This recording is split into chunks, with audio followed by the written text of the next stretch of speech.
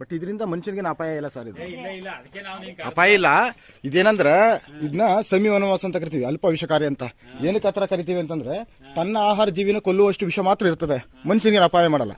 But ಇದರಿಂದ ಇನ್ನೊಂದಂದ್ರೆ ಕಣ್ ಕೇಳುತ್ತೆ ಅಂತ. ಬಟ್ ಇದು ಕಣ್ ಕೀಳಲ್ಲ, ಕಣ್ ಕೀಳುತ್ತೆ ಅಂತ ಅವಾಗ್ನವ್ರು ಹೇಳ್ತಾರ. ಆದ್ರೆ ಯಾಕಂದ್ರೆ ಇದು ಹೌದೌದು ಇದು ಬೇಲಿ ಮೇಲೆ ವಾಸ ಮಾಡೋದ್ರಿಂದ ನಾವು ನೇರವಾಗಿ ಕಣ್ಣಿಂದ ನೋಡ್ತೀವಲ್ಲ, ಅವಾಗ ಏನಾದ್ರು ಅಟ್ಯಾಕ್ ಮಾಡಿದಾಗ ನಮ್ ಕಣ್ ಕಚ್ಚುತ್ತದೆ ಅಂತ ಆ ತರ ರೂಢಿ ಮಾಡ್ಕೊಂಬಿಟ್ಟವ್ರ ಜನ ಅಷ್ಟೇ. ಬಟ್ ಇದು ಕಣ್ಣು ಕಚ್ಚಲ್ಲ, ಇದು ಜನಕ್ಕೇನು ಅಪಾಯನೂ ಮಾಡಲ್ಲ ಪಾಪ. ಬಹಳ ಅಪರೂಪದ ಜೀವಿ, ಅಳಿವಿನಂಚಲಿರುವಂತ ಹಾವಿದು.